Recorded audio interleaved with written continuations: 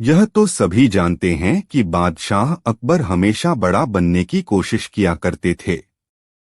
एक बार बीरबल ने बादशाह को एक महाभारत की बड़ी पोथी भेंट की। उसे पढ़कर उनके मन में अपनी महाभारत बनवाने की धुन सवार हुई। बीरबल को यह काम सौंपा गया।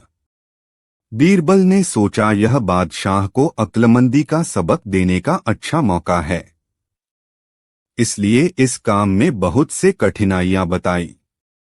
साथ ही कार्यारंभ के लिए 50,000 रुपए की मांग की। बादशाह तो मतवाले हो रहे थे।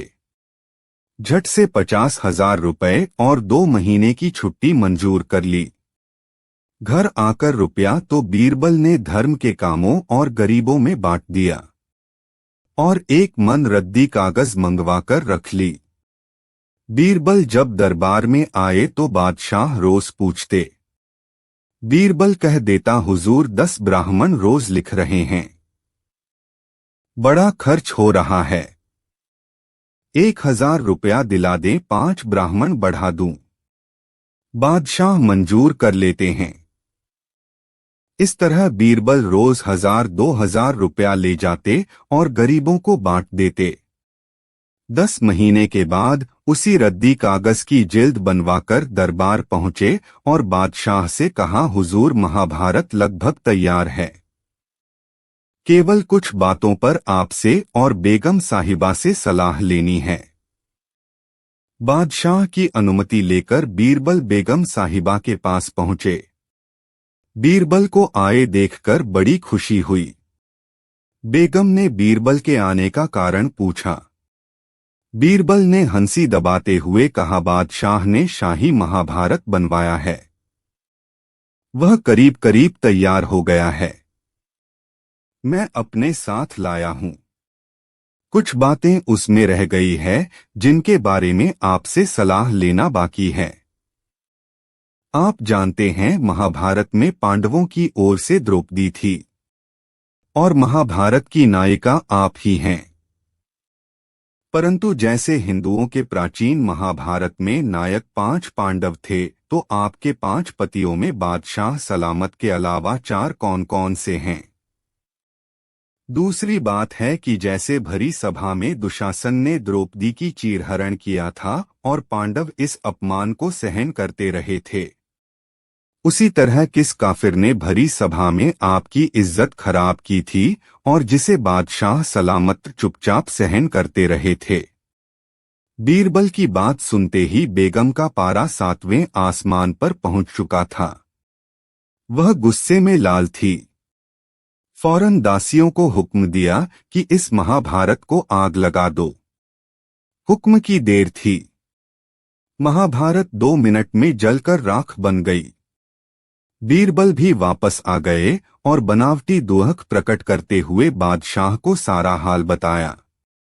हाल सुनकर बादशाह बड़े शर्माए और जिंदगी भर फिर कभी शाही महाभारत बनवाने का नाम न लिया। अकबर बीरबल से तरह तरह के अजीबोगरीब प्रश्न पूछा करते थे। कुछ प्रश्न ऐसे भी होते थे जो वह बीरबल की बुद्धि की परीक्षा लेने के लिए पूछते थे।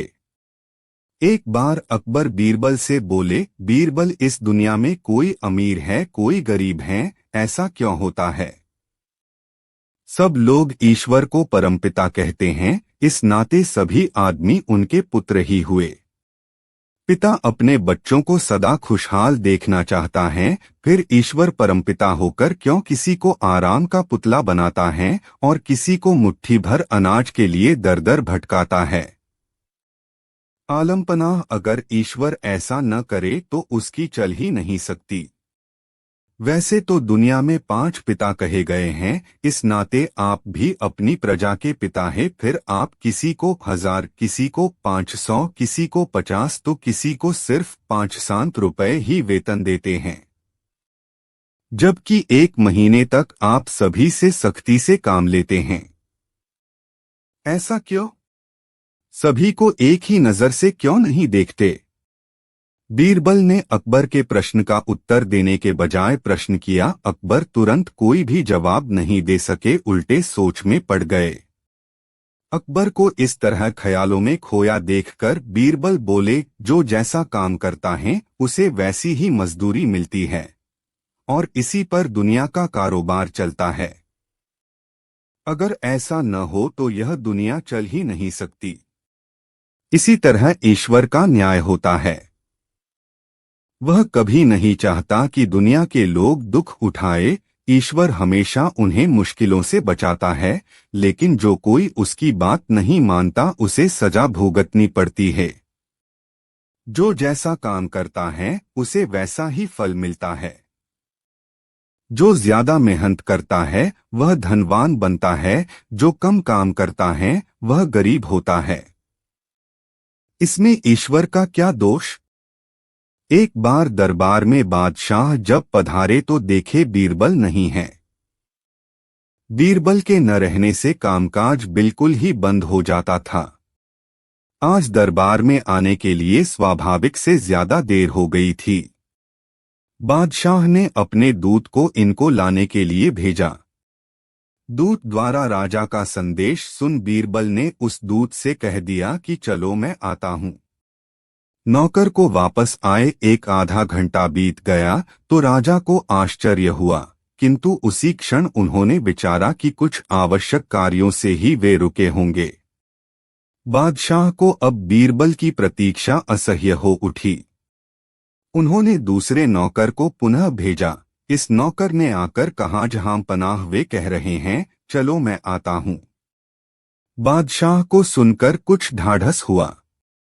एक घंटा फिर बीत चला किंतु बीरबल का कहीं पता नहीं, तो राजा झुंझला उठे। अब बीरबल के प्रतिद्वंद्वियों को अवसर मिला। उन्होंने बीरबल की निंदा कर बादशाह के गुस्से को और भी भड़का दिया। इस बार उन्होंने 2 सिपाही बीरबल को पकड़ने भेजे, लेकिन उसे पकड़कर ले आना हंसी खेल न था। सब सिपाही भय से कंपित हो रहे थे। डरते डरते एक सिपाही ने बादशाह का संदेश सुनाया। सुनते ही बीरबल समझ गए कि अब देर करना उचित नहीं है। शीघ्र ही कपड़ा आदि पहनकर उन्हीं सिपाहियों के साथ सभा भवन की ओर अग्रसर हुए। दरबार में पहुंचकर बादशाह को अदब से सलाम कर अपने स्थान पर बैठ गए। बादशाह ने बीरबल से हुक्म उदूली का कारण पूछा। बीरबल बोले, लीज़ा, मेरा लड़का रो रहा था। मैं उसे बहलावा देकर चुप कराना चाहता था, अभी तक वह शांत न हो सका था। यह सुनकर बादशाह बोले, है तुम्हारा कोरी बनावटी बात है। लड़के को बहलावा देने के बहाने तुम मुझको ही बहलावा दे रहे हो। अच्छा बताओ भला कौन सी ऐसी बात थी जिससे लड़का नहीं मानता था? जो वह चाहता था तुम उसे देते तो लड़का क्यों रोता? तुमने मेरी आज्ञा का उल्लंघन किया। यह अच्छा नहीं हुआ। यदि तुम सचमुच लड़के का रोना प्रमाणित न करोगे तो तुम्हें निश्चय ही सजा दी जाएगी। बीरबल बोले, झांपना, मैंने उस लड़के को शांत करने का बहुतेरा प्रयत्न किया किंतु असफल रहा। बादशाह बोले, लड़का क्या चाहता था? बीरबल ने उत्तर दिया, झांपना, सुनिए, मैं शुरू से अंत तक सब बात कहता हूँ। लड़का रो रहा था। मैंने उससे पूछा, बेटा क्या लोगे? क्यों रो रहा है? पहले ही उसने मेरी बात को अनसुनी कर दिया। जब मैं लगातार पूछता ही रहा तो वह बोला कि गन्ना लूंगा। मैं ही उसे लेकर बाजार गया जहां गन्ना बिक रहा था। मैंने बंधे बोझ की ओर इशारा कर कहा, जो जी चाहे ले लो। किंतु उसे संतोष न हुआ और बोला कि इसमें से तुम ही अच्छे निकाल लो। मैंने वैसा ही किया किंतु उसे रोने की धुन सवार थी। वह फिर रोने लगा। पूछने पर मालूम हुआ कि छिलवाकर गंडेरिया बनवाकर खाना चाहता है। मैंने पुनः वैसा ही किया। गंडेरिया चूसते चूसते जब पेट भर गया तो उसने चूसने से इनकार कर दिया। मैंने अत्यंत बहलाने का बहुतेरा उपाय किया किंतु असफल रहा। कुछ देर तक चुपचाप रहने के बाद फिर उसने रोना पीटना शुरू कर दिया। तब दरियाफ्त करने पर मालूम हुआ कि वह चाहता कि चूसी हुई गंडेरियों के छिलके को जोड़कर पहले जैसा ही गन्ना का डंठल तैयार कर दो। मैंने समझाया पर सब बेकार था। लाचार होकर मैंने मजबूरी प्रकट की। तब वह बोला कि जब तक वैसे ही इन्हें न बना दोगे मैं रोना न छोड़ूंगा। अब भला आप ही बतलाइए कि कैसे मैं उसे बहलावा देता। बादशाह यह घटना सुन बड़े आश्चर्यचकित हुए। बीरबल से बोले, सच है, लड़के को खुश करना कठिन है। बादशाह का गुस्सा शांत हो गया और वे बीरबल के सत्य संभाषण से बहुत खुश